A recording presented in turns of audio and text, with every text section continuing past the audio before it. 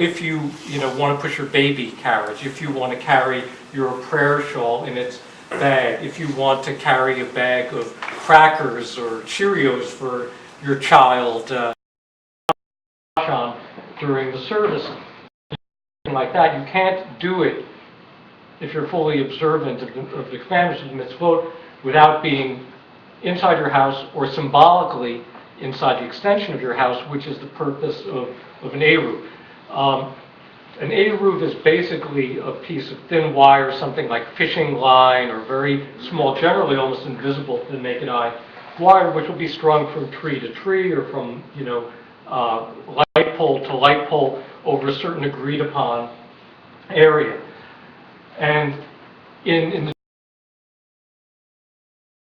Europe or parts of the Muslim world where walled cities were the norm, you didn't need to string up wire because the wall of the city served ritualistically the same purpose. So this is sort of the problem of modernity and particularly the North American and Western European idiom.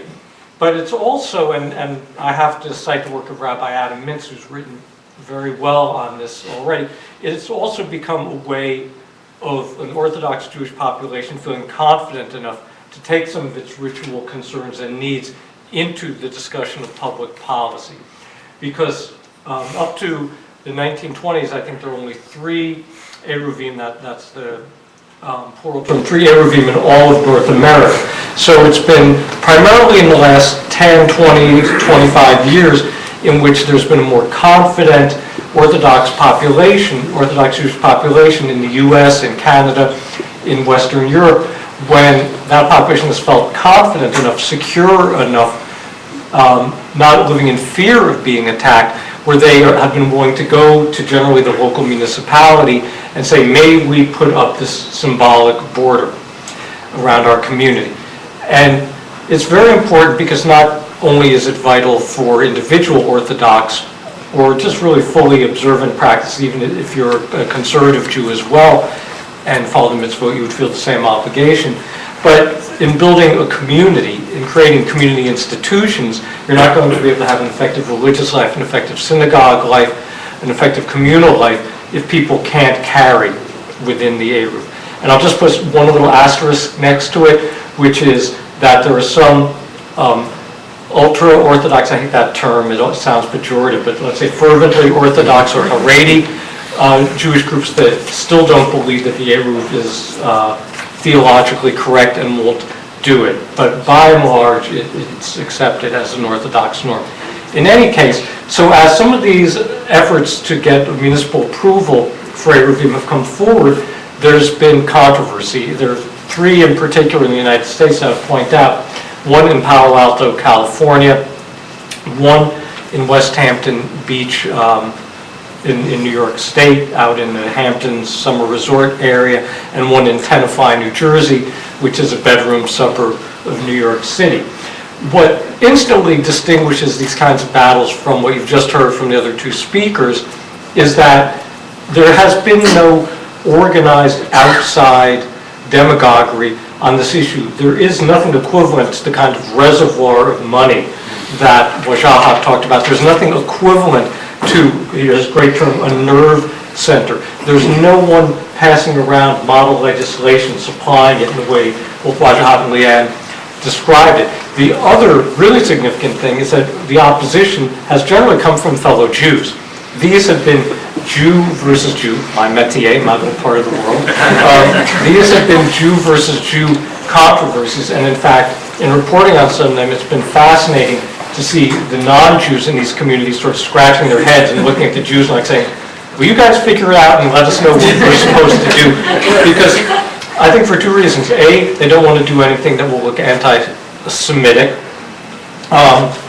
And well, let's just leave it that. That alone is a significant enough factor. They don't want to look anti-Semitic. And that's also another difference. So far from the effort of using this to drum up anti-Semitism or Islamophobic feeling, there's been a concern in these communities to step in lightly. And what you see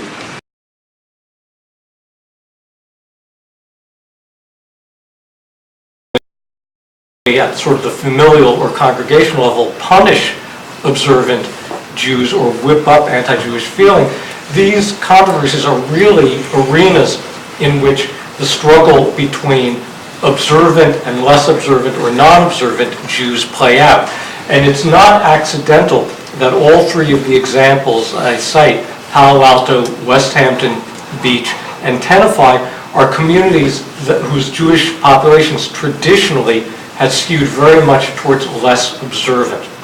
And this is part of the demographic plate tectonics within the Jewish community, that traditionally, and this has changed rapidly in the last generation, the more affluent, more prosperous, more outwardly mobile, residentially mobile part of the Jewish community tended to be unaffiliated or affiliated with the Reform movement or the conservative movement.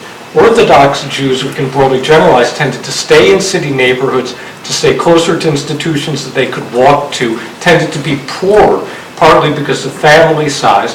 And it's only been really in the last 20 to 40 years with the advent of the modern Orthodox movement, or really it's not the advent, because it's been around since, depending on how you want to date it, at least the 1930s in this country, and longer than that with its origins in Germany, but kind of the fulfillment, the fruition of it, in which you have Orthodox Jews, modern Orthodox Jews, going into the professions, becoming lawyers, becoming doctors, becoming professors in non-Jewish areas, becoming investment bankers, becoming public school principals, and developing the same desire to have a bigger house, to have a nice yard, to move out of the city, to move into these suburbs, into these sort of communities of choice, which brings them then into conflict over the communal norms with the non-Orthodox Jews who preceded them. And so that, and the language that attaches itself to these Eruv controversies is the language of Jews saying to other Jews, I don't want to be coerced. Jews saying to other Jews, I want to be able to opt out, as if there's something that's going to be required of even a non-observant Jew by the fact that some fishing wire is strung up between a few trees. And a sense of fear that stores that are owned by Jews but aren't observant to religious law will be pressured into closing on the Sabbath. A pressure, and I think this is the one legitimate part of it, that school systems, public school systems that have thrived with a lot of Jewish students and with a lot of Jewish taxpayers willing to pay high public school taxes will suffer as more Orthodox Jews move in and send their kids to day school, and without the enlightened self-interest of having kids in public school, won't vote as readily for a school tax referendum. I mean, I think that's the one legitimate piece of this, but that alone doesn't explain the vitriol. The vitriol is about other things. And so as you look in Palo Alto, some of the major opponents of the Eruv there, and this dragged on for 7 years before being decided in favor of putting up the Eruv, included actually a notable Jewish scholar, Joel Bainan of Stanford University. The leading attorney against it was Mitchell Zimmerman, whom we may surmise from that name is an MOT, member of the tribe. And I'll let you in on that little secret. And in West Hampton Beach, again, some of the leading opponents of the Eruv there have been Jews. There have been 3 different federal lawsuits brought. That case still isn't done, and one of them was brought by a group called Jewish People for the Betterment of West Hampton Beach. And in Tenafly, New Jersey, the initial vote, which was later overturned by a court in the borough council to refuse to put up the Eruv, was a unanimous vote, but 2 of, I think it was the 5 members of the borough council were Jewish, and I can tell you from having done first-hand reporting on that case, the non-Jewish members of the council were completely looking to the Jewish members for the cue of what to do. They didn't want that mess. They didn't want to be part of that controversy. And they really looked for the clue, and I think they're taken by surprise when later the Orthodox community got a chance in a more aired-out way to tell its story. So this could not be more different than what's happened with these ginned-up, devious anti-Sharia controversies.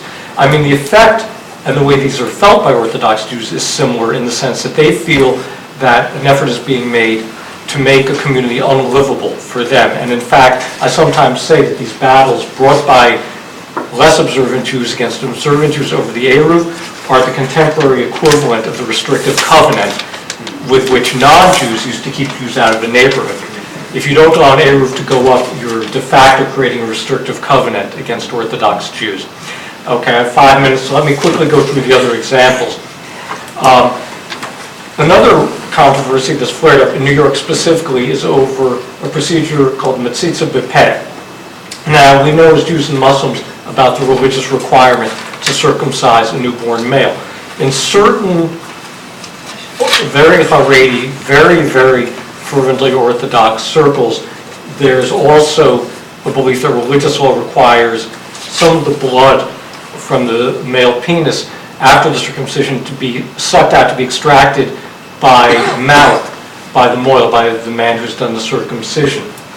And this has led to anywhere from a total of 12 or 14 cases of infants in New York dying from having contracted herpes to, I've seen one estimate of 15 a year. That hasn't been ratified by the New York Department of Health.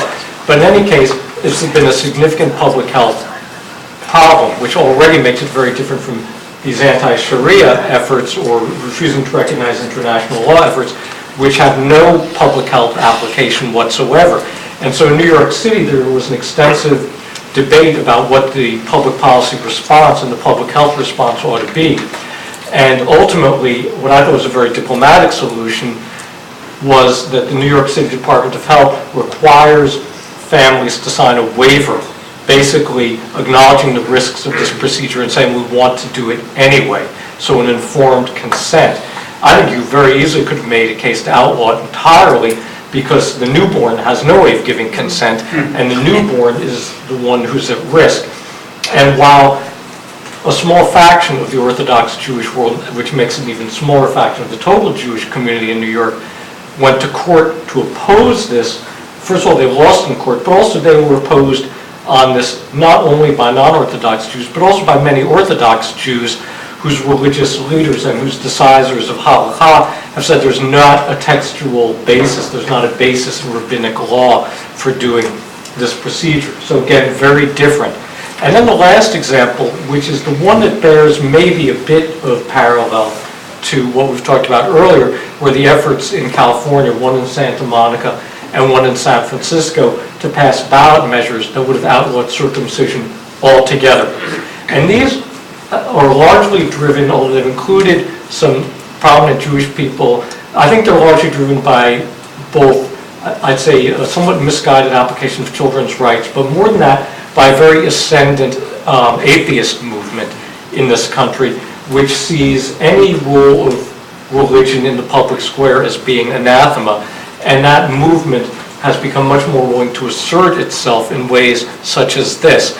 And so in San Francisco, until actually they had in 2011 a ballot measure up for November, a judge later struck it from that. In Santa Monica, they never got enough signatures, and the whole issue for California was ultimately settled when the state legislature passed a law that would bar municipalities from banning the practice of circumcision, and Jerry Brown signed that. But I think here is the only example in which you had an attempt to demonize religious practice, to make it atavistic, or to portray it as atavistic, superstitious, cruel to children, and to drum up a groundswell of public opinion on that basis. I think one of the things that really helped fight back against it in these cases, aside from the fact that it created an instant alliance of Jews and Muslims, which immediately meant it couldn't be used to pillory just one community, is that there were strong public health arguments in favor of circumcision. And in fact, at the very time this controversy was flaring, the American Academy of Pediatrics came out with its most recent report on circumcision and said that the health benefits outweighed the health risks, particularly in terms of HIV and other sexually transmitted diseases being more likely to be acquired by a male who had not had a circumcision. And also, we haven't seen anything like this flare up anywhere else in the country, nor has there been any kind of organized effort to transplant this in the way that we've seen, with the anti-Shari'a issue popping up in state after state after state. So that's, I think the very instructive contrast from the Jewish side of the tracks, and I think what it shows is something we can aspire to someday for American Muslims as well, which is that dispute and discord about the application of religious practice in the public sphere can take place without being something else, without fronting for something prejudiced. Unfortunately, as you've heard, we're a long way in terms of the American Muslim idiom, a long way away from that now.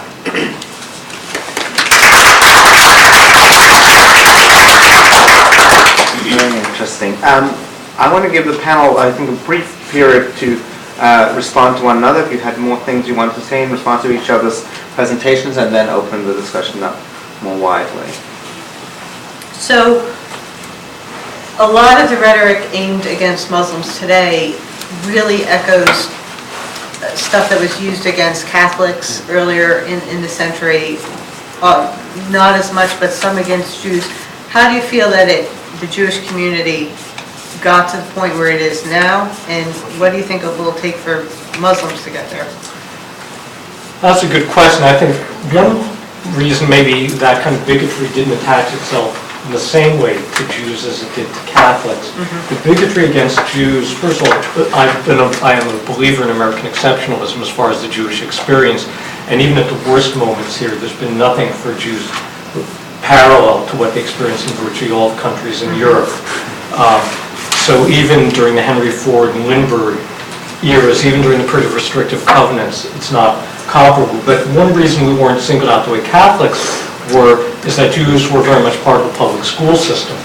And also because Jewish, in spite of the fevered imagination of anti-Semites and protocols of the Elders of Zion, Judaism as a non-hierarchical religion, as a religion that's multivalent and doesn't have a single head Jew in charge, wasn't vulnerable to the same kind of misportrayal as American Catholicism was. Because if you look back at, say, at the vicious rhetoric used against Al Smith when he ran for president in 1928, which is the exact parallel, the analog to what Barack Obama has had to deal with the exception that Obama isn't Muslim and Smith actually was Catholic. That was a footnote.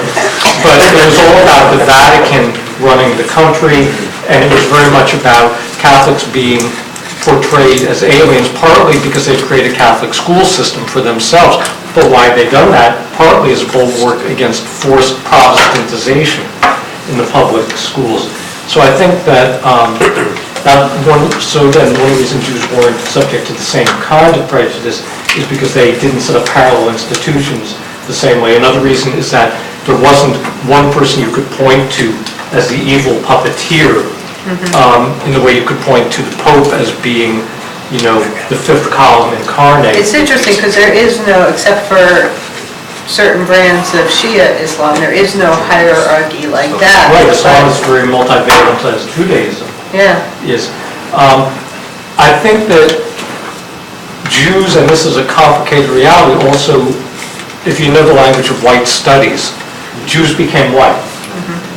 Jews were, in the binary American view of race, ambiguous for at least the first couple of generations. You see this particularly in the American South. Were they white? Were they black? What were they? And over time, as we've done well in this country, as we've become more present in the public life, as we've given aspects of our religious culture, but also our popular culture to the broader country, we've really impregnated it and in turn been embraced by it, even literally loved by it in terms of interfaith marriage. That's whitened us. That's whitened us in the white studies scheme of things, just like Irish and Italians were whitened. And using that white studies archetype, Muslims haven't become white yet. And I'm not recommending it. I don't think it should require it for anyone, Jews, Italians, anyone else. But as a fact of American life, that seems to be the case. And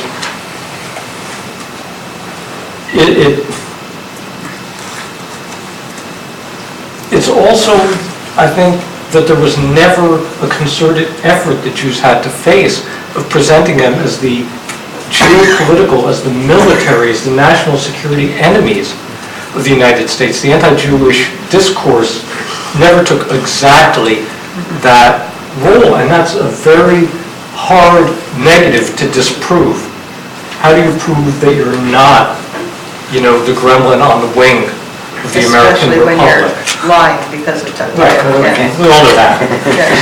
Wajahat, did you want to? Yeah, you No, it's so much to unpack, but I mean, there's the question of being absorbed into whiteness and thus being mainstreamed. It is a problem for American Muslims where 2/3, come from immigrant background with the most diverse religious community in America in terms of racial makeup. And the largest group is African American. Well, no,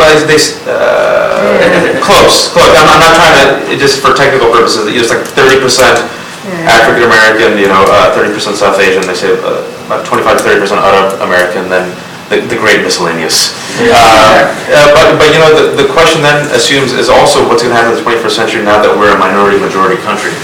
Will that shift the landscape and make us mainstream in a country which is very useful to,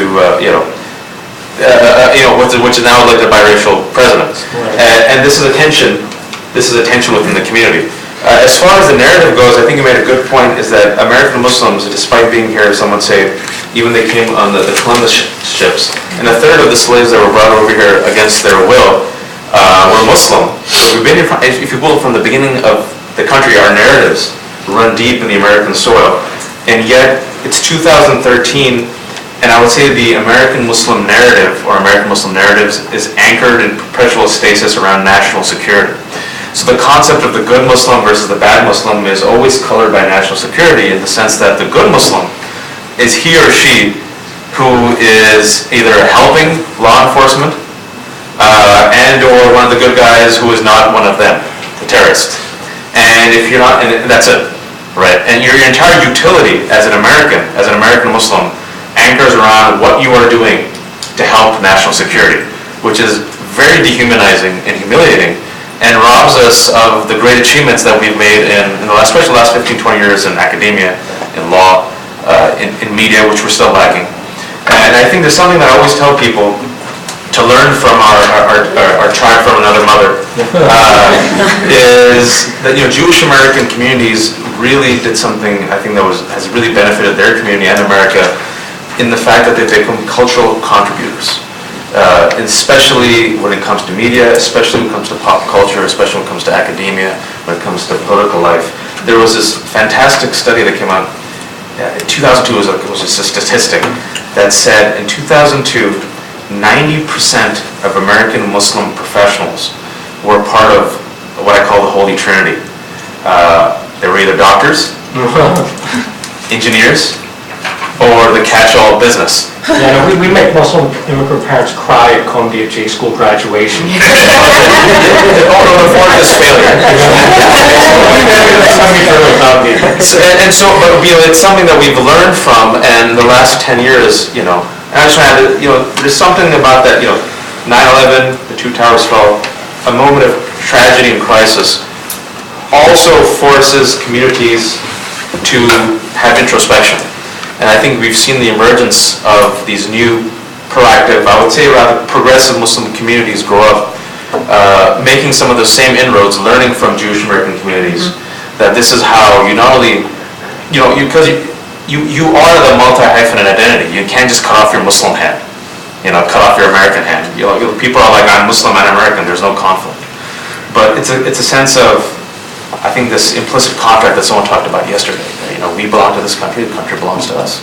And shared narratives. I'm sorry that I just made me talk about these Well, can I things. just add one thing? I think you're so right, but what makes this especially tragic is that I think things were trending in the immigrant absorption model right up to September 11. And actually, what's worse is that it wasn't the immediate aftermath as much as the concerted politicization by Islamophobes after. The climate gets worse the more distant you get, which would be the opposite. But if you think about where we were, in the 2000 election, when both parties were vying for Muslim voters, Newt Gingrich, who later changed totally, put a Muslim prayer room in the U.S. Capitol. when you saw Muslim American athletes, these could be heroes to kids growing up and worshiping star athletes. So things were really heading, in a direction, probably not as fast as it happened for Jews and Catholics, but heading that direction. And the tragedy has been so reversed. Can I just wait, as far as the research goes, what they say, I just want to mention the research, I'll be finished.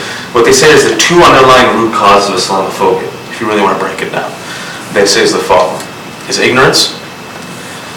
There was a time study that was done about 2 years ago that said 62% of Americans say they don't know a Muslim. All right. So number one is ignorance, and that's important because it's not malice.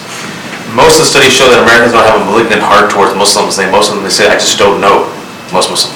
The second part, they say, is what they do learn about Muslims and Islam, they get from the media and media misperceptions, and specifically sensationalized media reports. And the American Sociological Review came out with a study about 3 months ago, that said the major discourse about Islam in the media, especially in the past 10 years, has been shaped by many of the people that I unfortunately mentioned. And the mainstream media has kind of plugged on these anchors. And what we've also seen as the trends that have caused a recent spike of quote-unquote Islamophobia in the past 10 years, I just want to mention them, is the 9/11 tragedy, the election of Barack Hussein Obama. I know it's humorous, but that's the 2010 Ground Zero Mosque controversy caused a recent spike, huge spike, according to Southern Poverty Law Center. The Anti-Shari'a meme has also been globalized, and also what people are saying is the fact that this country is becoming a majority country. This is huge, and also some of these factors, and also the sixth one, and a very important one, which is also the factor leading to this exponential rise in anti-government and anti-immigrant hate groups in the past 5-10 years, is the economic collapse of the past 4 or 5 years. This has made this a very volatile, if you will, cultural space with the ignorance in the media misperception that is exploited by some of the people. And I think explains why what you were just saying, there has been this resurgence. I'm done, I promise. I want to open it up, Rob. I will just to jump off of something you said just now and echo, Dean, I'm proud to say you are speaking at a majority-minority university. We've been for quite a while. So I already have a queue going, and I will keep a queue. If you have a very short comment directed immediately at the last comment, put your hand up like this. Otherwise, ordinary hand gestures will do. So, Michael, Mohammed, Tim, Shlomo, and then we'll keep going. Yeah. So I want to maybe pick up on that Wajahat's last kind of list of factors, and also maybe push back a little bit against Sam, some of the things you just said. Maybe like 10 months ago, with the recent Hamptons Air controversy, I wrote a piece in the LA Times. Just normal op-ed, I thought not much of it.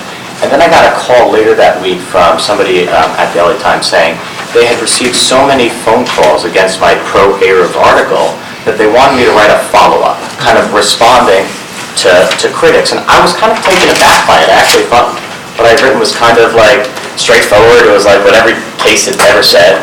And the pushback wasn't just kind of local. I'm writing out in LA, like, it was national pushback. How much was Jewish help? That disproportionately. So I think that's right, although I guess more national than local. And then kind of what you touched on at the end about the circumcision stuff, the way in which it's funded by largely by MGMBill.org, a national organization that has its own model legislation that it tries to push on the federal and state level. And part of me makes me wonder, if there's. I feel like part of that debate, there's like an LGBT component too, like a resistance to heteronormativity, and part of that kind of pushing some of the anti-circumcision, which gets kind of bound up with some other issues. And I guess here's what I'm really wondering. Maybe some of those factors that Wajahat mentioned should make us think that it's not just that we're going to have two different paradigms, this a Jewish paradigm where it's kind of internal and local, and an Islamic paradigm where it's going to be national and invidious, but that maybe we're, it's kind of a sad thing to think about, that we're seeing a turning of the tide, that kind of the Islamic model as to how minority groups are treated in the United States maybe is going to tip, and we're going to start seeing more and more resistance, not to just, Islamic initiatives, but Jewish initiatives, maybe the way in which even the Islamophobia and the anti-Sharia legislation is now incorporating Jewish law and other things, that's going to be the new paradigm that we face as minority religions in the United States. And I'd love for you all to tell me something really happy about why I'm wrong. Well, I do think that Jews and other religions are getting caught up in this anti-Sharia hysteria. I think Canada was a perfect example. Jews had used arbitration act with no problem and nobody said anything, and then when there was talk about doing it by Muslims, they just said, okay, nobody can do it. So I don't know what the Jewish community is doing in Canada, and there I would be interesting to see whether they're still doing bakings.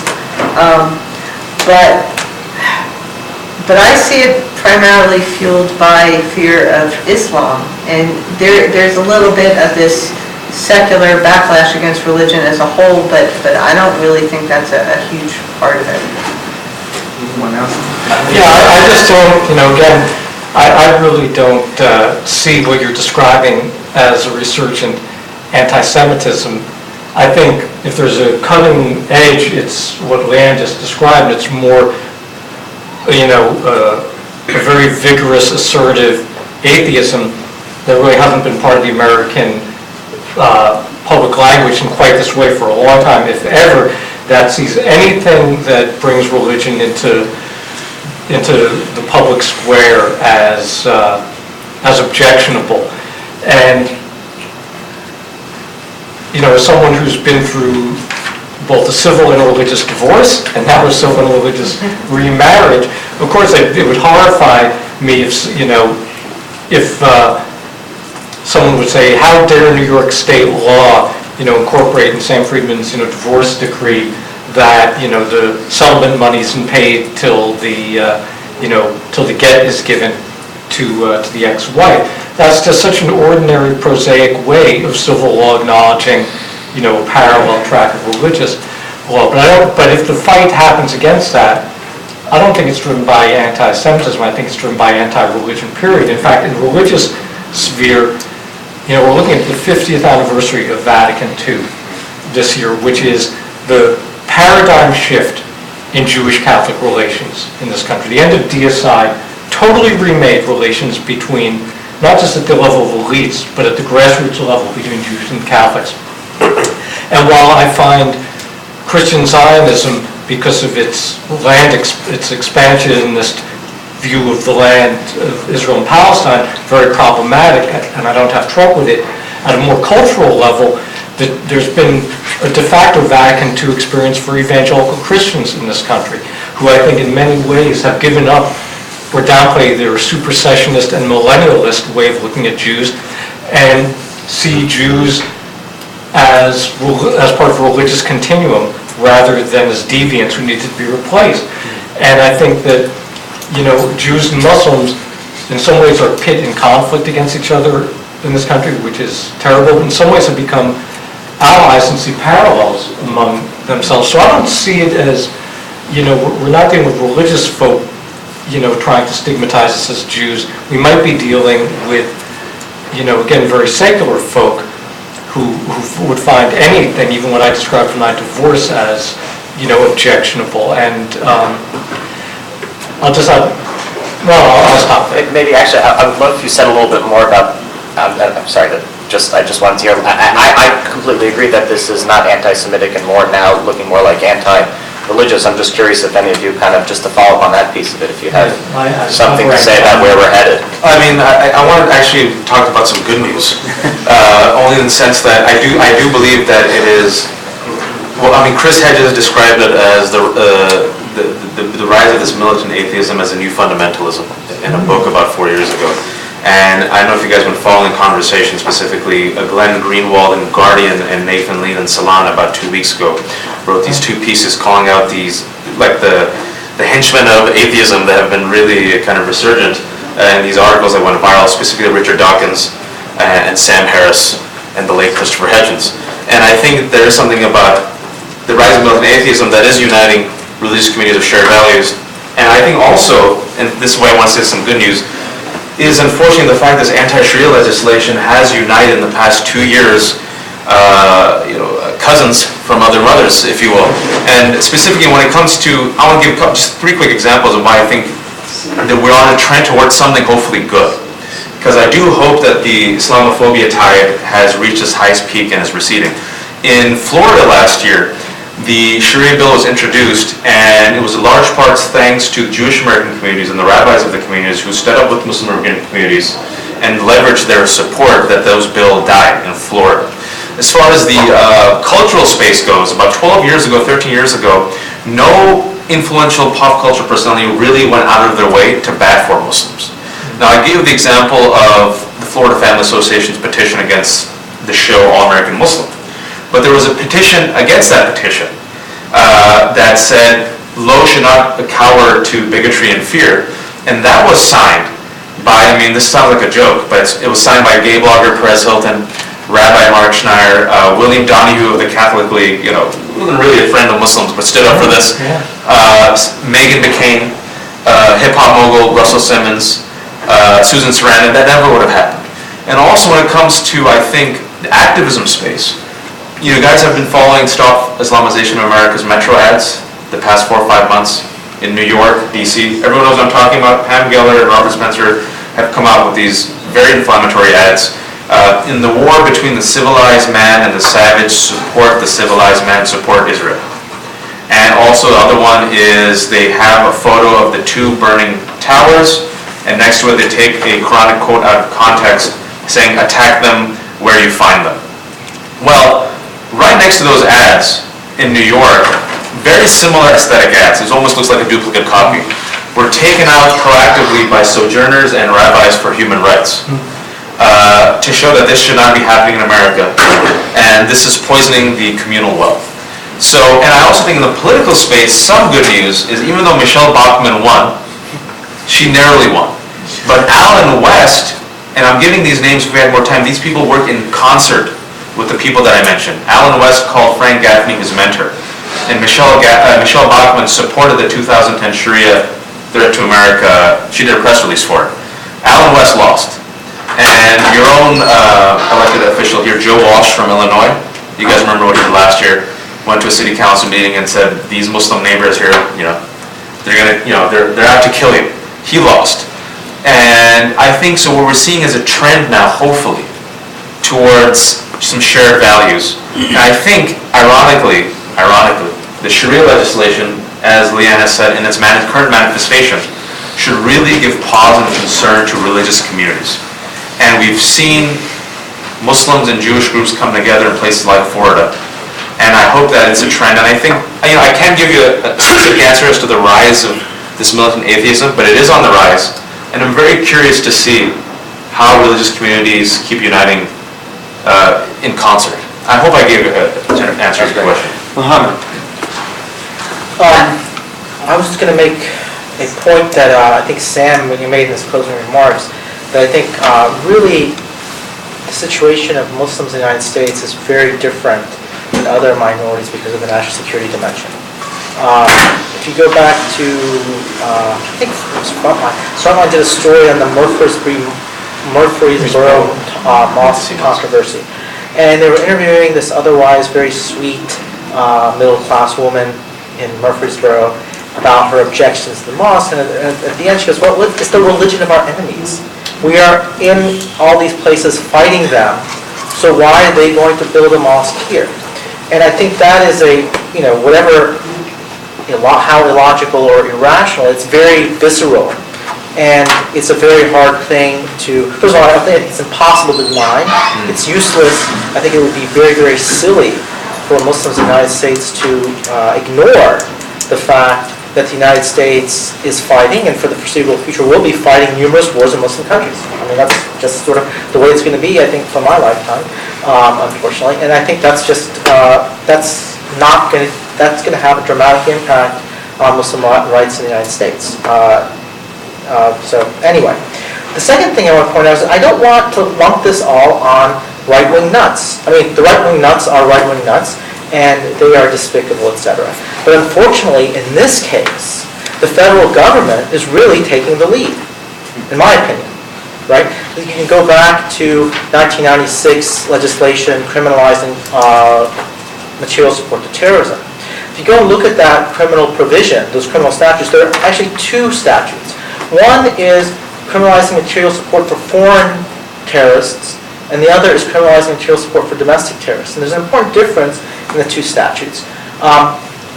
For the criminalization of material support to foreign terrorists, no purpose element is required, right? Whereas for domestic terrorists, there is a purpose element. And then in the congressional record, it says because there's nothing redeemable about foreign terrorists, whereas there might be something about domestic terrorists that have something, so we have to prove that the defendant intended to further violence, right? So when you introduce this nebulous kind of statute that doesn't require any intent or proof of any sort of intent to commit violence in order to commit the crime, then you get this kind of infinite chain of causation, right? Which is what the right wing is using, right? Of course, if you're wearing a hijab, you're contributing to terrorism because we can look at this link of inferences, right? But that's exactly the reasoning the federal government uses, right? I've testified in different terrorism cases, and the kinds of evidence that the federal government uses to convict people is very similar to the kind of reasoning that these right-wing nuts use. So I'm sorry to say this, the rot begins from the head, as they say, the Turkish saying that if the fish begins to rot from the head, right? And it's spread down, and unfortunately, the federal government has been the greatest teacher in this regard. Now, I just want to give an example of the national security narrative and how we're going to unfortunately be dealing with it. And I just want to touch upon how the local becomes the national, becomes the international, and why we should be so concerned. If we are really concerned about national security, why should we be concerned with Islamophobic invectives? All right, just real quick. The studies have shown that our enemies abroad, you could call them Al-Qaeda and Taliban, the number one recruitment tool and the number one propaganda that they use that has worked is the following. The West is at war with Islam. Now, I've traveled around Muslim communities for the past several years, and I'm telling you, they are very acutely perceptive as to what's been happening in the U.S. landscape. I was in Turkey, and they're like, in Pakistan, they're like, man, this Harman game, this is crazy. I mean, they're acutely aware. They follow U.S. politics. They make Sharia, man. What the hell? I can make that accent because I'm Pakistani. You can. In the U.S., if you hear the language is Islam is at war with the West. Extremism seems to beget extremism. I want to just give you two quick examples, if you don't mind. Anders Breivik, the Norwegian killer, 2001, left behind a 1,500-page manifesto where he detailed exactly why he killed 77 people, mostly children. He said that he wanted to punish Europe for becoming Eurabia and for being very lenient towards multiculturalism and specifically towards Islamization. In this 1,500-page manifesto, he cites every single member that I mentioned in the Islamophobia network. Mark Sageman, counterterrorism expert, reviewed the document and said we can't blame the people of the Islamophobia network for causing this, but Breivik, emerges from the same infrastructure. The rhetoric is not cost-free. Speaking about Ground Zero Mosque controversy, for those of you who remember, Pastor Jones, the dude with the handlebar mustache, looks like Yosemite Sam. You guys know him?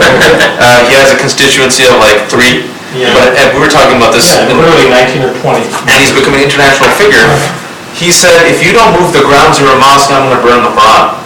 So what people don't forget sometimes is in April 2011, he actually went ahead and burned copies of the Quran. The Afghan Taliban were waiting for that to happen. About 2 weeks after he did that, they laid a siege on the UN compound, killing nearly 24 civilians. When asked for justification, the Afghan Taliban said, the West is at war with Islam. Pastor Jones burned the Quran. And I think the national security, I just want to touch upon the national security component, and I think you're right that many people share the same, I don't know if it's the head, there's a difference of agreements about the federal government, but the federal government has used many people of the Islamophobia network as experts when it comes to training law enforcement.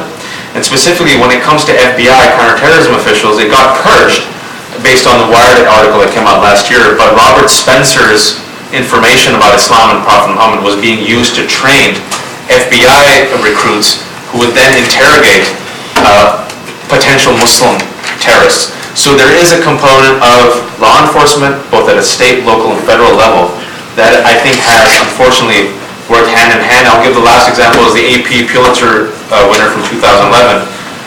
You guys have all followed it, where the New York NYPD widespread surveillance of Muslim communities for no other reason that they're Muslim.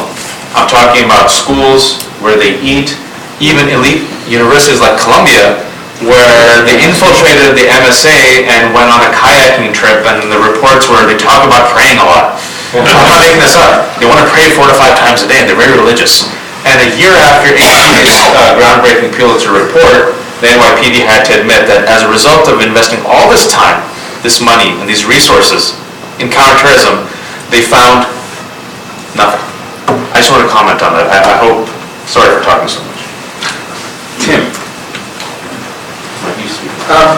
During all the comments, I just want to make an observation, especially to Wajahat, that I don't think it's a coincidence that the anti-Shari'a legislation in some ways uses examples of court cases. Because I think that court cases have a certain ability to legitimate, and they have a certain ability to go viral in American political life.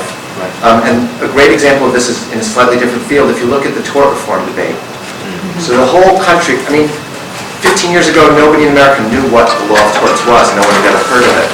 And most voters now have some view about the tort reform debate. And one thing that everybody knows about the tort system is the McDonald's coffee case. Yep. Now, right? 15 years ago, people asked me what I taught, I told them they never heard of it. People ask me what I teach now, and I say torts, and they say, oh, the McDonald's coffee case. So, just as in the cases that you're describing, the McDonald's coffee case is misdescribed, or the famous case of the woman who got compensation damages for being a psychic, right, which is also a case that either never happened or was quickly reversed on appeal. Those stories were leveraged by the business community and the Chamber of Commerce to create a narrative that was then used to leverage legislation in state houses around the country. And the pattern is extremely similar, and I would say even more pervasive in a sense. Islamophobia is a few years behind the tort reform movement, but the mechanics of it, which you seem to be interested in, can be clearly traced. And one of the things that's so difficult about this is that in order to change the narrative, you have to introduce complexity into what the case was really about, or what the grounds of decision were, or why it is that this was self-corrected by the judicial system internally. And those complications actually don't make for particularly successful narratives in American political life. And so the ability to leverage kind of outrageous cases seems to me as a stock tool in the building of political movements in the United States that also lead to this sort of widespread move for legislation. I think that's a very astute observation. I think the fact that you talk about narratives is key. And the counter-narrative, we're in the space now in the past 5-10 years when it comes to lawyers or activists or journalists or people in the pop cultural space. How do we create either counter-narratives or alternative narratives? And the one thing, I'll give credit to the Islamophobia industry for a lot of things to do, which just sounds strange, is they're very good at creating these emotional narratives. They anchor, which is, Leanne talks about, it's almost absurd. But the absurdity of the legislation becomes nullified due to this very compelling narrative that taps into an emotional root, right? And they run with it. They run with it quite well for both their constituency and both for these memes that go from local to national to international. And it seems sometimes that those of us who want to inject sophistication, facts, sometimes are unable to make a compelling narrative to the people that includes the complexity, but also taps into the emotion. And to be honest, we've been talking about the last 2-3 years behind closed doors. Oftentimes, people are in a space of, okay, let's hit them with facts. Let's hit the public with facts. Sometimes, as you know, public couldn't care less about facts. As Bob was saying, you seem nice, but you're a good Muslim. You're not like those guys. They're trying to kill us. And that narrative is like steeped in the head. So I think you made a very good point, and we're still in that space now of crafting narratives. Yeah. You guys want to talk Right, about that? with being a journalist and a journalist professor, I can make a couple of observations. One is that if you're not trying to be accurate, then all you need to do is sort of refine your message. And just that phrase, Ground Zero Mosque, I don't know if it was a lucky guess or if they focus grouped it, but by making that the phrase, the first thing you had to do was, in covering that accurately, was try to walk it back and say, well, actually, it's not at ground zero, and it's not actually a mosque. And for that matter, as I wrote about in my column, there had been a Muslim prayer room in the Twin Towers, so what? But it's hard for that complexity to win the battle against a simplistic label. I think another point that I would make that goes to something Wajahat said is that there are all kinds of advantages to the digital revolution in media, but there are huge disadvantages too. And two of them that really come to play in the current climate are, number one, the line between a professional and an amateur, or between a real journalist and an ideologue, has all but vanished for most news consumers. When people get tweets, when they go on the web, all too few of them can discern when they're reading a curated site that at least makes an effort either to be nonpartisan in the American journalistic tradition or to be responsibly partisan on one side or the other in more the West European tradition. Between that and between just rampant advocacy or no pretense of verification at all. So it's very hard to discern for much of the public what they're getting, what its provenance is, how believable it is. And then the second thing is that it super empowers, this is like one of Sam Freedman's phrases, it super empowers a Terry Jones, or this is more about homophobia than Islamophobia, or a Westboro Baptist Church, that you can be what they call in black church a jackleg preacher. Basically a preacher who's kind of a fraud. And if you can do something outrageous enough to get picked up on the news, then it's instantly going to echo around the world. And it's so difficult at times. I wish the journalists would agree to just boycott Westboro Baptist, boycott Terry Jones. But the problem is that even if we did, they can still through Facebook, through YouTube, as we saw, with that, crazy, bigoted, version of, of a movie that that the Coptic Christian from LA made, put it out there anyway, and it becomes its own reality. So how do you get that stuff back in the box? I don't have an answer. Then the last thing, something that really saddened me, when we're talking about what are the counter narratives. So I'm a big pro football fan, and as I was watching all the games this fall, I kept on seeing this Prudential commercial, even though I usually have the sound off. But they put the guy's name up, and it was Wajahat Ali. And then I said, wow, he's like a Muslim guy in the TV commercial selling insurance. How great is that? So I actually deigned to put the sound on during a football game and, heard the text, which was very wonderful. It's him talking about being a grandfather, and you see him going fishing with his grandkids, et cetera, et cetera. So I thought, this is so admirable. This is such a healthy sign. An identifiable Muslim being used to sell an ordinary product like life insurance or annuities. So I decided to do my column about it, and got a hold of the ad agency that put it together. They were psyched. They, were proud of it, justifiably. Got a hold of, Wajahat Ali. He was really happy to talk about it. But Prudential didn't want to own their own good deed. First they didn't want to talk at all. Then when it became apparent I was doing the column with him or without him, they released these preposterous statements. They had no idea that he was Muslim. No.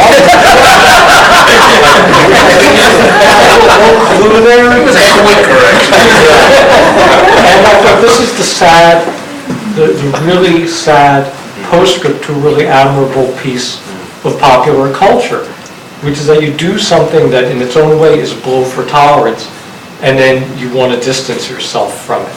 And that was as depressing as some of the Gellerism that's out there, that even when there's a positive thing, people like, New York Times is going to point out that we had a Muslim on that commercial, that might be bad for business. Let's hold that at arm's length.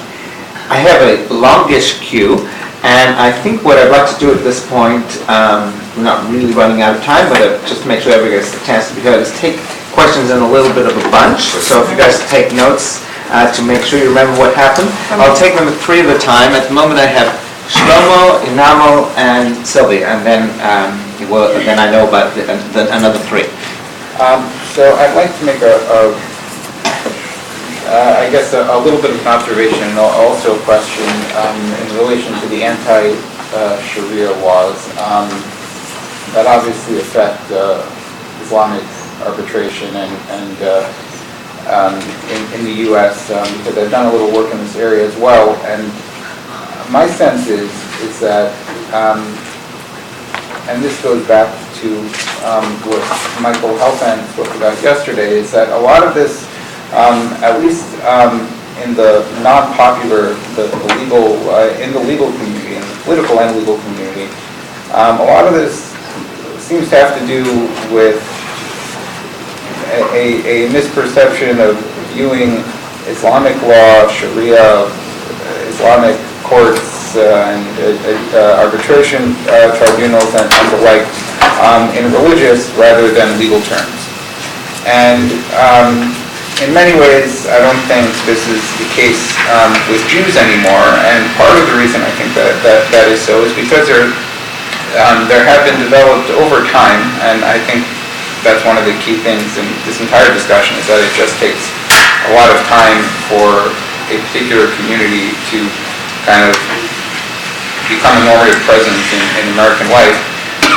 But over time, Orthodox Jews have developed various organizations, Orthodox Union, Agudath Israel, Faith in America, the Rabbinical Council of America, other Yeshiva University, various institutions that play a very major role in lobbying, in general political life, people looking for a quote or a comment, they can get one from the head of the Orthodox Union, they can get one from the president of Yeshiva University, and that represents something about what Judaism is, what Jewish law is, and makes it far more accessible and far more understandable to the wider society, and particularly those in the legal political community who are willing to think of these things in a nuanced, sophisticated way.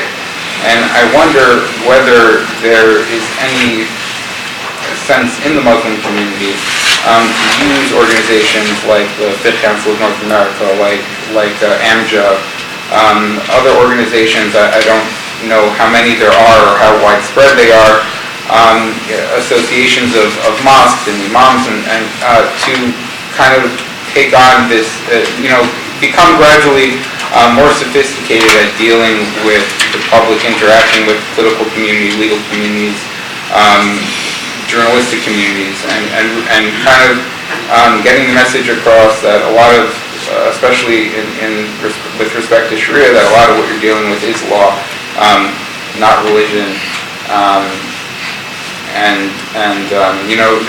I think there are places to inject nuance into the discussion where people are receptive to it.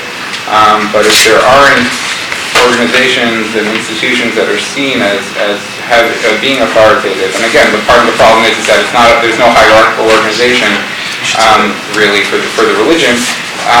But if there are such institutions to make semi-authoritative statements, persuasive statements about Islamic law, about Sharia, what it entails, how it works, that might do something significant to kind of begin to shift things into a more honest understanding of what's really going on and what's really at stake. Now, two very brief points and a question.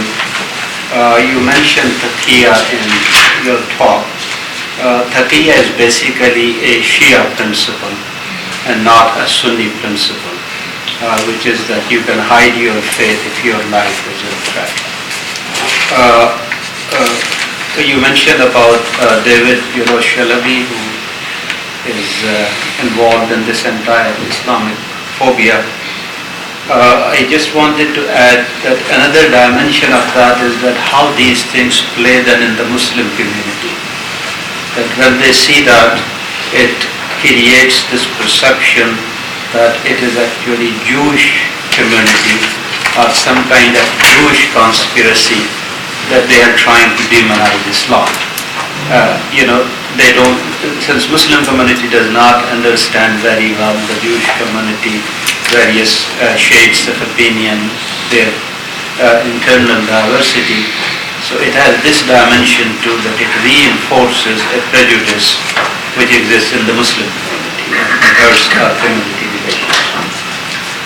My question is that, and again it somewhat follows what Dr. Fadil says, that is this war against Sharia is part of a global foreign policy in which particularly some Republican lawmakers and politicians, they see that in post-Arab Spring there are rising Muslim political movements, that Sharia is very important part of their agenda, like Muslim Brotherhood and elsewhere. So they see that America is at war with this interpretation of Islam, and they want to secularize these societies. So they do need to create a very strong negative opinion of Sharia, so that these conflicts should be justified, because you are fighting against a kind of evil ideology, and it gives you a moral justification of these conflicts. Is that possible, or it's just a domestic thing? Yeah, I just wanted to respond to something that was, a couple of comments that were made earlier about an alleged rise in atheistic radicalism, and that this has something to do with this issue. To me, this is quite an astounding thought. Those of us who are not affiliated with any religion actually have exactly the opposite feeling, that the religious influence is increasing in this country. There is no place for an atheist in public life. No politician would admit to being an atheist, and I'm sure that none of these people in the organization, this whole group that you're talking about, I'm sure none of them self-identify as atheists. So I don't know where this is coming from. I mean, I just feel quite surprised, and I'd like to have some evidence that the radical atheists are at all involved in any of these things that you're talking about. I invertedly switch Sylvia and Charlotte, so I'll add in Charlotte and then we'll take another group. Well, it's a little bit supplementary to that, because I also wanted to question that point, and I think in the end the comparison with Europe is sort of instructive on that, and I'm thinking of the circumcision case in Germany, where, I mean, these things all become indicators of, there actually really is, Germany is supposedly one of the most atheistic and religious countries in Europe. And so there that seems to be warranted, that is the driving force behind that, and Islam now comes to represent religion, quote unquote, more than Judaism. And the argument, one of the most intelligent arguments that I read in that whole debate on the attempt to illegalize circumcision was that, what's his name, argued that if the Muslims had been the only one who circumcised, in a second that would have declared it illegal, but because the Jews also circumcised, Germany had a PR problem, and therefore, right, they had to make, based on that, had to It's make a darn Holocaust always gets in the way. Exactly, but so and to supplement your point in the end, according to the Pew Forum and all these surveys, America is one of the most religious countries of the Western liberal democracies compared to Europe. Okay, we have a lot on the table here on this. Can I start, and I'll address Shlomo? I would argue it's the opposite. It's not that you see Islamic law as religious rather than legal, but popular opinion sees Islamic law only as legal and not as religious. If you ask people about Jewish law, well, you've got, kosher, and you've got prayer, and you've got things like that, and those are all religious. But if you ask about Sharia, it's, well, they amputate, and they behead, and they stone. And when I was talking to my brother one time about working on this ABA project about Islamic law, he immediately said, oh, well, we don't want Islamic law in this country. I mean, they kill people. I said, I'm in Georgia, we kill people anyway. I mean, so I think getting people to see more that Sharia is not necessarily these criminal laws, which I have not met a Muslim who wants to apply these criminal laws in the country. Even when they do want Sharia tribunals, it's more for domestic issues, some contract, marriage and divorce, definitely. Women need tribunals, Muslim women need tribunals oftentimes to get out of what we call limping marriages, which is basically equivalent of agunot, or chained women in Judaism. So they actually help women. But that perception is lost by the general public. It's not seen. I think there are Muslim organizations that are trying to educate the public, are trying to reach out. You have ISNA, the Muslim Public Affairs Council, and that have had campaigns specifically against anti-Sharia legislation, and then more general, what is Sharia? But you're swimming against the tide, so it's not made a big impact. Well, not only that, let me just throw in one thing on that, which I was going to bring up, which I'm very alert to as a journalist, which is that there's this constant effort to smear CARE, Council on American Islamic Relations, ISNA, Islamic Society of North America, MPAC, Muslim Student Associations, any of these groups, which I consider as a journalist fairly responsible places to go for comment or explanation. They're perceived as being fronts for terrorism or fronts for Hamas, etc., etc. So it's not that these groups don't exist, it's that they're subject to an effort to not just erode their credibility, but flip them into being front organizations for worldwide terror that the RCA or the equivalent Jewish group certainly, generally aren't. The only thing I can think of that's somewhat similar is that there's certain discourse around Jewish groups that uses terms like neocon or Likudnik, often as, at least in my view, as a euphemism for Jew, period.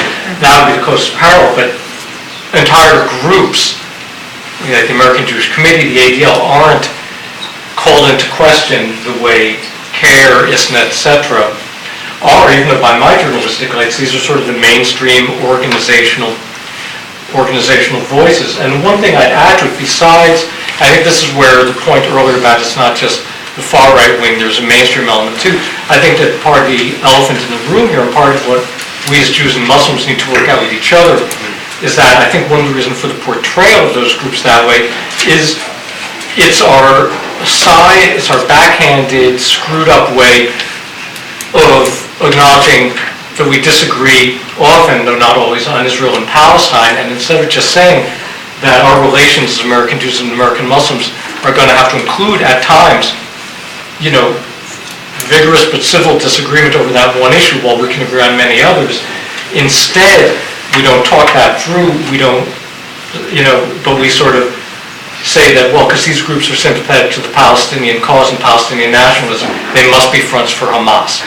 They must be fronts for terror. And that's just a twisted way of legitimate disagreement being played out. And we need to find healthier ways of saying we're going to come together on immigration reform, we're going to come together on other social justice issues, we're going to come together on religious freedom issues. But you know what? We're still going to disagree a lot of the time on Israel and Palestine. So let's just say we disagree and figure out what things we can work together on. I'm going to try to consolidate actually all four questions if it's possible, succinctly. But just going off that great point, when it comes to Muslim American organizations, I would still say many of them are like newbies, if you will. And 9/11 was a baptism by fire. If I may use that. And the spotlight and microscope was placed upon American Muslim communities and institutions, and many of them do not have these deep roots, deep strategies, deep networks, deep sophistication in responding effectively. Forget about alternative narratives, counter narratives, just response, right? So it did illuminate, if I may, some of the incompetence that exists. as a result of being relatively, I think, new in these fields, which is, I always am critical, is a self-reflection of that we didn't invest wisely in some institutions and certain professions, and it showed. But we're getting better.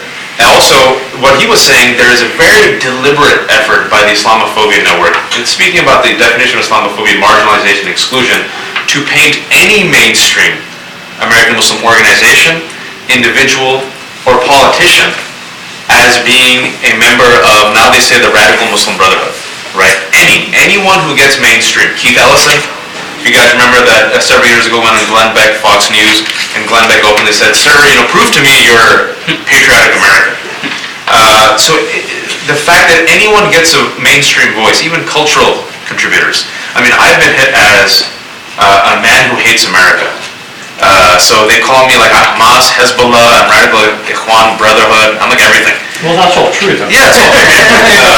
And also with Muslims themselves, I mean, I want to go back to the point where we're like, not only, we're the most diverse religious community in America, we can't even decide what day to celebrate Eid. I mean, so think about like getting like a consistent message that represents our community. Muslims would say, well, what community? Sunni community? Shia community? Tablighi Jamaat Sunni community? Or the Barelvi Sunnis? Barelvi Sunnis or Deobandi Sunnis? Barelvi Sufi Sunni Arabs? Or Barelvi Sufi, like, Desis, South Asians, and so forth, and so forth, and so forth. So sometimes it feels like we're running around like a headless chicken, but I think what we're finding out, especially because people realize there's a shared space both in America, and this is affecting national security abroad, we're getting a lot of help, especially in the last 3 years, especially, ironically, from the 2010 Ground Zero Mosque controversy. I've seen in the last two to 3 years, a lot of people are combing to Muslim American organizations, and Muslim American organizations are going to both secular and religious organizations asking for help. You guys have a model, teach us how you did it. And we've been seeing that. When it comes to Jewish conspiracy, unfortunately, like it's already mentioned, it's the elephant in the room is always Israel. And this kind of contaminates even what should be shared space and shared messages. And as I've said, like when you travel abroad in Muslim communities, people, they looked at those players in the Islamophobia report and they said, hey, Frank Gaffney, Pam Geller, David Horowitz, Daniel Pipes. Is this a Jewish conspiracy? And I always push back against that. Because if you read the report, we don't give impugned intentions to why people did what they did. And it's not fair to say it is just the Jews. Because if you look at the people behind the last 10, 12 years, it's not just certain Jewish American organizations, right? It's also what I call the evangelical Christians, okay? Certain evangelical Christians. Pat Robertson. Also the Maronite Christians of Bridget Gabriel, Act for America. Atheists like Sam Freedman. Well, we'll talk about the atheists, and also some Muslims like Zuhdi Jasser. Yeah. So it's like this multicultural coalition of the willing on the Islamophobia front. But what we've seen in the past 3 years is also this multicultural coalition of the willing from, I think this diverse American front as well. And it's very important for American Muslims to say that we have Jewish American partners. And that's why I think when speaking about the narrative does not, it's important to have two things. A narrative that's crafted by diverse communities, but also the messengers of that narrative have to also be our non-Muslim partners. It's very key. Which is why we've seen a lot of headway in mainstream space, because people say, oh, this is not just a Muslim issue, this is an American issue about pluralism.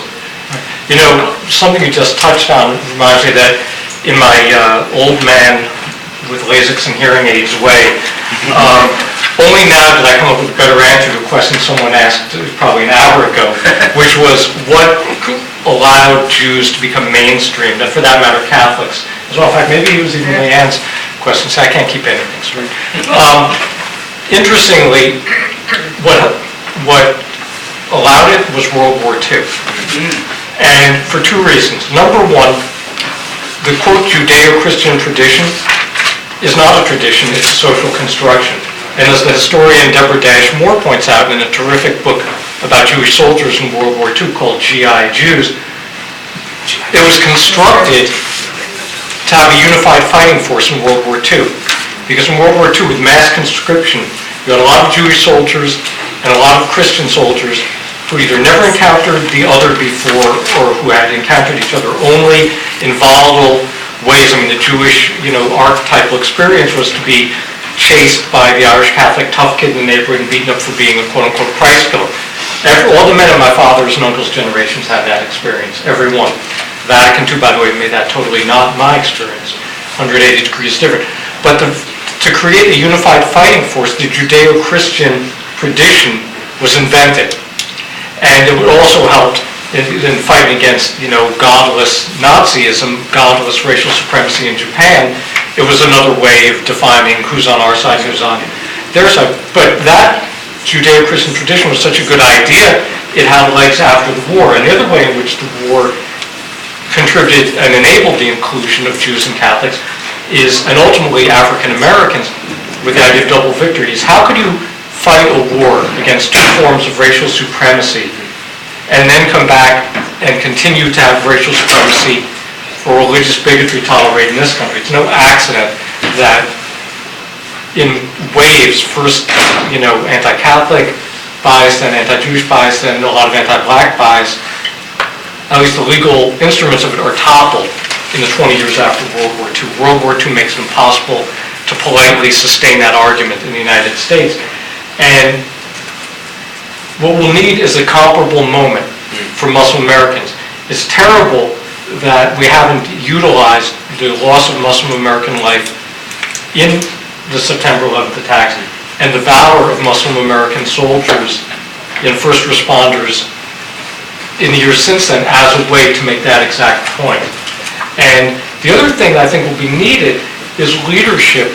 In a way, Eisenhower, this ultra-white bread Protestant, was a good man to put across the idea of Catholic and Jewish inclusion because he had no skin in that game.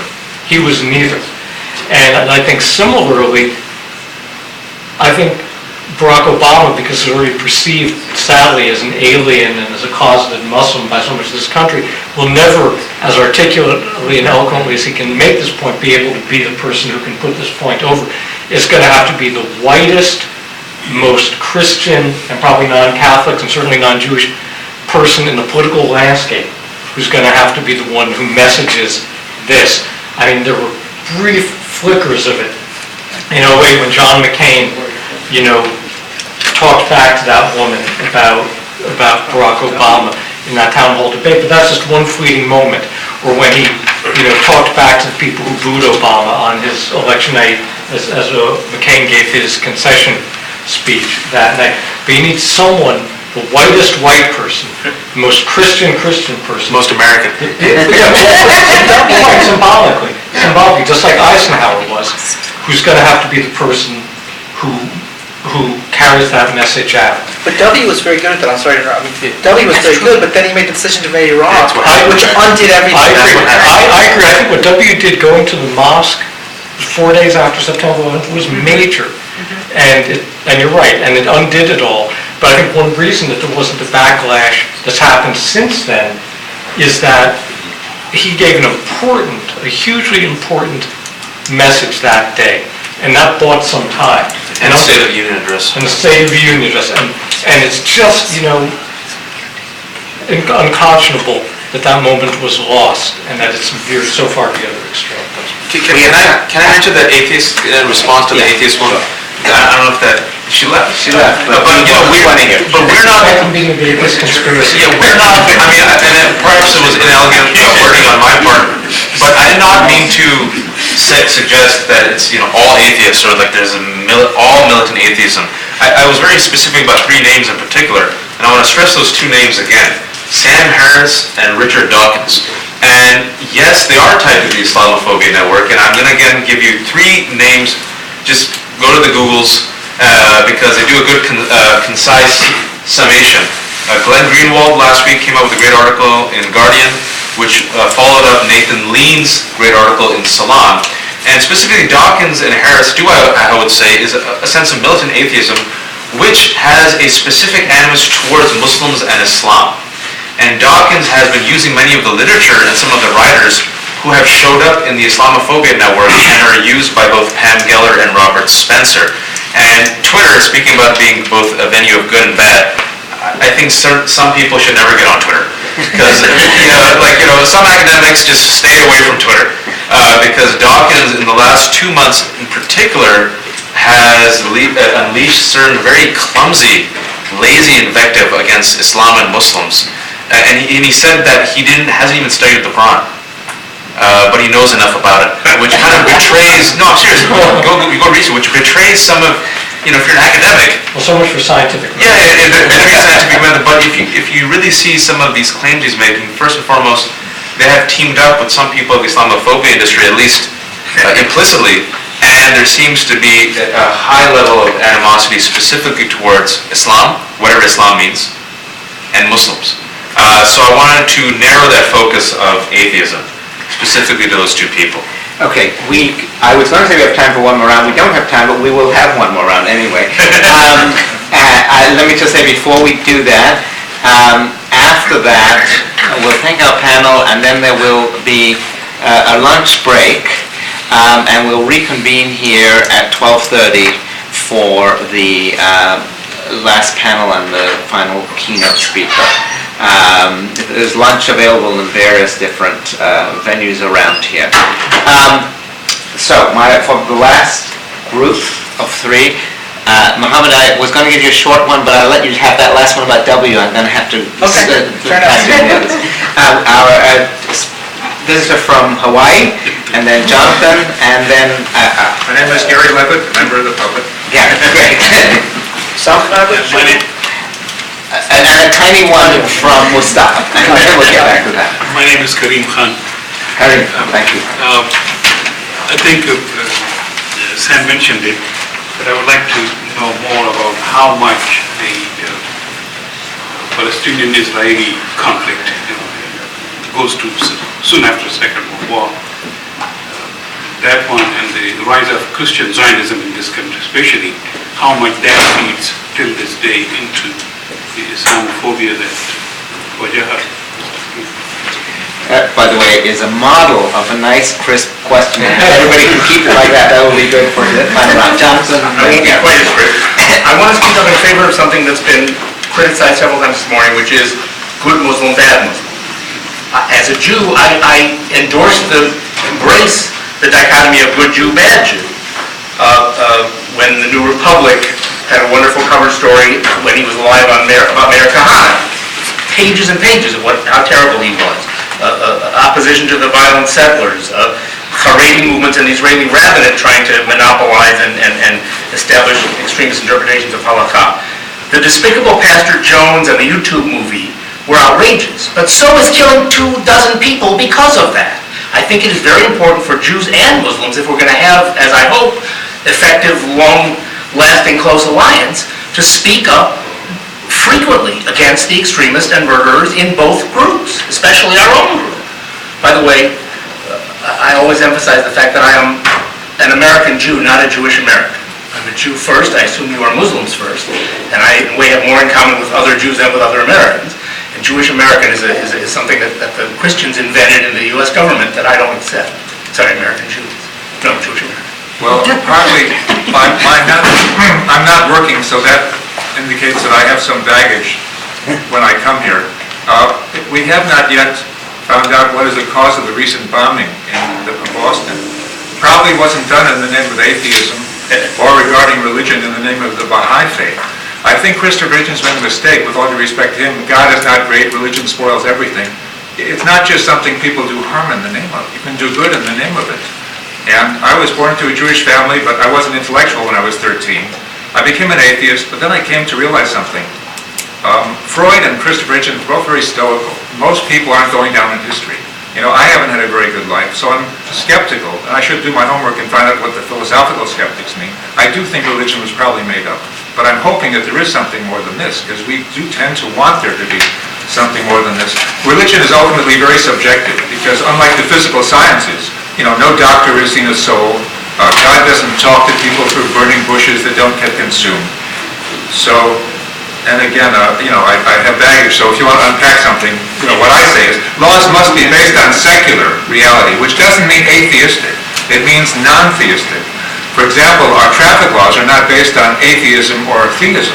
It's based on safety. And ultimately, this does have a religious dimension. Safety and protecting each other, protecting the environment, being above board in our legal and business practices.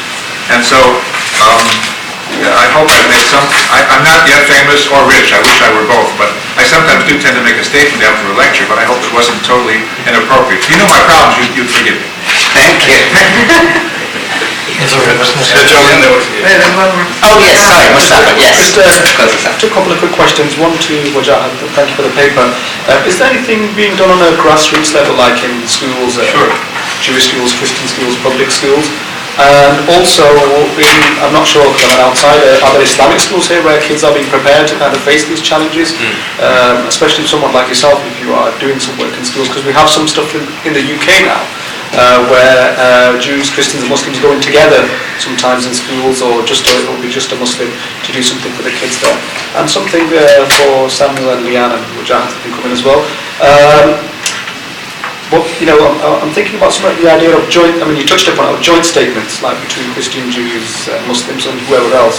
I don't want to use the NATO line of, attack on one is attack on all, but, Muslims, instead of Muslims defending Muslims, it's kind of, cross-party defense. And we did something like this in Europe for the circumcision controversy in Germany. Well, I was told to write the statement, but it was signed by a rabbi, a Muslim scholar, and also a Christian priest.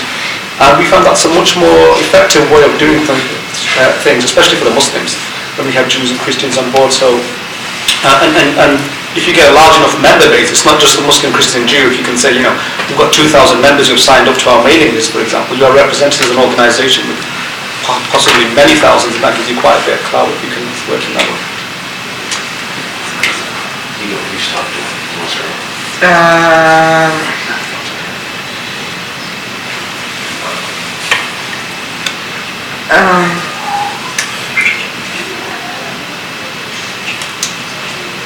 I'll start by addressing your issues that you raised. And you said laws must be based on something secular. We can never get completely secular in our laws, and I think we lose sight of that. I'm from Georgia, living in Georgia, and I was walking in the grocery store one Sunday with my 11-year-old son, who said, the fact that they don't sell liquor, isn't that against the Constitution? So these blue laws are definitely based on a Christian, Sunday, Sabbath, and things like that. But I agree with your idea that they shouldn't be blatantly religious, and we do the best that we can to really get a secular, non-religious, religious legal system in this country. But I don't see that really anybody pushing back against that. Even the most Orthodox Muslims who I've interviewed, who really want to establish Islamic tribunals in this country and see that as essential to their faith in the way Orthodox Jews would, because Orthodox Jews shouldn't sue each other in non-Jewish courts, for example. They're clear that the civil law, the secular law, if you would, places limits on them in this country. We have health and safety regulations. We have criminal regulations. And so I don't see that as an issue really for anybody in this country. Why don't you pick something else to address? I'm going to try to be succinct and all. Good Muslim versus bad Muslim, the reason why I think it's still problematic is I'm not averse to self-policing or calling out those amongst our Jewish communities who are bad. There are people who are bad, and there are people who try to legitimize and rationalize their badness in the name of religion, which taints both the religion and the religious communities who are part of that community. The problem with Muslims, as still being, I think, not mainstream, is that there is a rich ocean of Jewish narratives in America. I'll give you an example, like Seinfeld. When people see Seinfeld, they're like, oh, that's the Jewish comedian. Like, we all know he's Jewish, right? Like, Seinfeld is a comedian who's from New York, who's funny, and happens to be Jewish. Okay? And there was a process of the assimilation, the integration, the whiteness, where the Jewish not seen as exotic anymore. You can be a character who then happens to be neurotic, and then who happens to also be Jewish. Whereas now there's still an exotic marker attached to Muslim. And when something, let's say, we'll use the Boston example, if it is done by a Muslim, we don't know yet, the American Muslim community, and even those who look Muslim and aren't Muslim, will be asked to interrogate, defend, and investigate and explain their Muslimness. All right? The burden is borne not by the individual or those who help that individual commit that terrorist act. It is borne by both a local, national, and international community that looks Islamic or as Muslim. And the way I try to, talking about stories and simplifying it, if it's a white dude who does it, like suppose it's McVeigh, suppose there's an anti-government individual who does this, we find out in the next week. White people will be like Bugs Bunny. The anvil will not fall on their head. Nothing will happen. If it happens to be, however, God forbid, say a minority, forget Muslim, a minority, that does not have that cultural, political space, right? You will be like Daffy Duck. The anvil will fall on all of our heads, and the shotgun will be blasted in front of our face. Which is why I think the good Muslim, bad Muslim dichotomy is also very troubling. And going back to the national security narrative, there's so much more to our lives and our narratives than just national security, right? Just go to sports, like Muhammad Ali, Hakeem Olajuwon.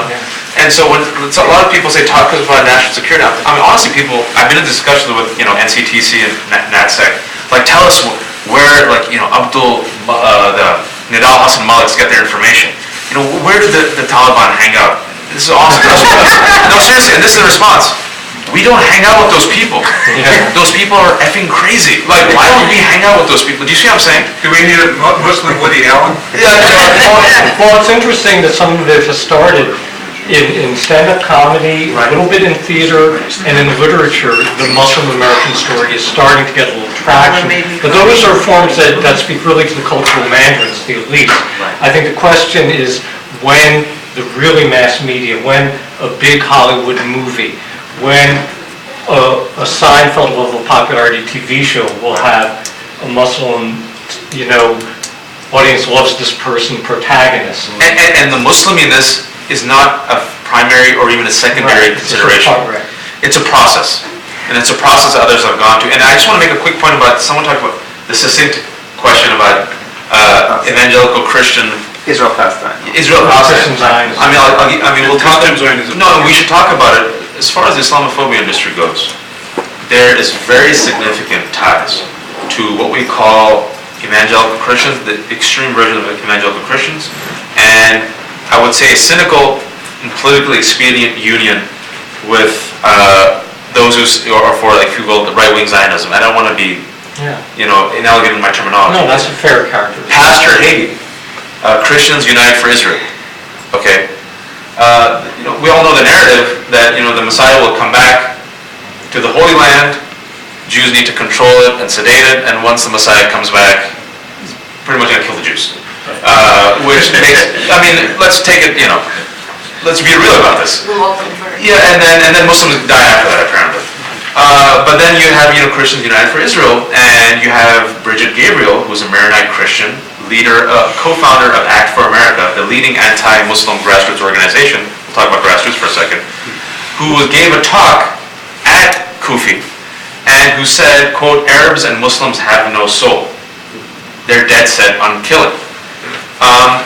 Pat Robertson of the 700 Club, very influential evangelical Christian, deeply tied to the Islamophobia network, also proponent of the anti-Sharia legislation. And also now you have the son of Bill Graham, Franklin Graham. So there is a political union between these groups that plays out on the grassroots initiatives in a big, big way. And Muslims and our allies do not have a strategic, organized force to counteract that. What we've seen in the last 2 years are pockets that spring up in communities like New York, Tennessee, ad hoc stuff that is emerging and bubbling. Well, let me even tie in, you said, Muslims need to speak up. And every time there's some kind of attack, whether or not it's by a Muslim, it's always, Muslims need to condemn the bad Muslims within their group. Well, yesterday, within hours of the bombing, I started getting, press releases from all these Muslim listservs that, CARE and other ones, condemning the bombing and, praying for the victims and the victims' families. But somehow those don't get translated into Muslims saying anything. So, Right. Yeah, I think I couldn't, it's exactly something I was going to say, not just yesterday, every time, and I'll bet if I went back, if I could recover all the email I've deleted, after that attack on the UN base, I would be surprised if I didn't have an email, an e-blast from CARE and some other American Muslim groups condemning it. The problem is that there's such an unexamined premise that, there are no moderate Muslims, or why won't the moderate Muslims be heard, that even when, these statements go out, they're kind of ignored because we all know there are no moderate Muslims. And also because I think, and this is, I think there's a use of the legitimate disagreement between many American Muslims and many American Jews on Israel-Palestine. There's a misuse of that as a way to delegitimize anyone as Muslim moderate. That if you're a Palestinian nationalist, if you're a unitary state person, I'm not, I'm a Zionist of a liberal sort, but a Zionist nonetheless. But if you're a unitary state person as a Muslim, that doesn't make you immoderate. To me, that can't be the definition. Then we're going to probably wipe out 98% of American Muslims as moderates. I don't think there's any reason to do that. And also one more thing on the good Muslim, bad Muslim. The problem is that life is more complicated than that. And, someone can be good on one issue and terrible on another. As I was going through my preparation for today, Rabbi Herschel Schachter from, REITs, the Rabbinic Seminary at Yeshiva University, has been great on the issue of Metzitzah B'Peh. He's been, an important voice in the Orthodox world saying this is anathema, this is dangerous, it's not religiously required.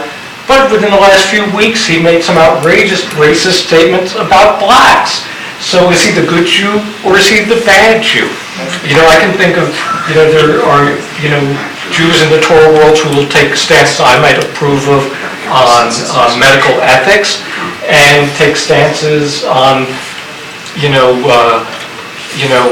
territorial expansion or maximalism in Israel or the power of the chief rabbinate in Israel that I might find objectionable. So good Jew or bad Jew, I think is, it's risky. It's to try to boil things down that way. I'm going to give you guys a chance for a second more. I did want to make sure that somebody said something about Mustafa's question about school initiatives. Yeah. And then you can take it 20 seconds, 20 seconds on that, or you and Sam can both talk on that. I'll just go quick. I'm sorry, Mustafa. My kids went to a Jewish day school, although they always said it was a very hippy-dippy one. And they did a lot of interfaith. There was a lot of emphasis on interfaith work, and they had speakers about Islam in America. They did a lot of work at speakers about Palestinian Israelis and Jewish Israelis and the efforts of coexistence there. In fact, the founder of the school they went to is big on that issue. So some of it's out there. I also want to, and some of these statements, the need for joint statements, absolutely. One of the days I was proud of Mike Bloomberg, as my mayor in New York was in the middle of the quote-unquote ground zero mosque controversy. He put together an interfaith group. I think they were on Liberty Island, or they had the Statue of Liberty in the background. Rabbis, priests, probably Hindu and Sikh clergy as well. A whole, array of religious leaders to speak up in favor of the tolerance for the Park 51 plan. So I agree that has extra traction, and the more we can do that, the better. The more that you see in the last 10 years, more and more communities locally are creating, if you will, their private Muslim schools or Montessori schools, and to get like the dual education of both. Very similar to what we see in Catholic schools and Jewish schools. We've seen in the last 10 years happening with Muslims. American education, but also an educational institution which gives our values as well. And now in the last 2 years, we've seen, especially I'm from the Bay Area, they've seen an active engagement with local synagogues and churches. So this is encouraging. I myself am a product of an all-boys Jesuit Catholic high school, where I was a token Muslim who got the highest grade every semester in religious studies classes. Much to the sadness of my priests who saw my name every semester. as far as when it comes to grassroots, I'll tell you where we're in right now, which is somewhat encouraging, but we have a long way to go. An acknowledgement and awareness from the diverse communities that this problem exists, that we haven't addressed this problem, and we need to get to point B. How do we get to point B? What do we do? The messy first steps, second steps. For better or worse, we're in that part right now. So we're not as consolidated and organized and systematic as, say, the Active America, but people have realized the need for the counter to, say, Active America, both on an education level, grassroots level, activism level, political level. The point I wanted to make, the last point is, notice, and this is disturbing, you know, what you're talking about, the responses to what happened yesterday. There is a sadness that people have to prove that they're Americaholic enough. There is a litmus test or these hurdles that, you know, do I do 2 lapels and wave the flag wearing the Uncle Sam hat? How much do I talk about loving America? 6 times? 7 times? What will prove to this judge, jury, executioner that I can't see that we are America enough? I think that's troubling. The second thing we have to mention is, speaking about the responses, there's a Washington Post article that came out yesterday that didn't talk about the response from Muslim American communities. International Muslim communities are waiting with bated breath, praying that the individual is not a Muslim for the Boston Act. Why? And even me, yesterday when I was looking at this, that thought popped into my head again and again, and I hated myself for that thought popping into my head, because I'm like, why am I already prepping a response and dreading the fact that if it's a Muslim? Because again, going back to the memories of 2001, which are very, very seared into my mind like they are yours, I was a student leader at UC Berkeley, and I remembered that time, and I was just having, I'll be very open, I was having a conversation with another American Muslim leader. I'm like, man, if it's a Muslim, God forbid, I don't know if I have it in me to do the post 9/11 dance, if you will. But again, they are looking for a light. No, but what I'm just saying is, like, because again, it goes back to the point where internationally, this is the key thing, internationally Muslims know that the local will become the national, will become the international, which will feed into the narrative that has perpetuated in the last 10 years, which will not only affect that Boston community, it will affect international relations, and the anvil will fall on the Daffy Ducks who look Muslim. And that is very, very telling. I'm sorry to close on such a dark note. We are sorry. We'll see you back here at 12:30, but thank you. Let's thank the panel.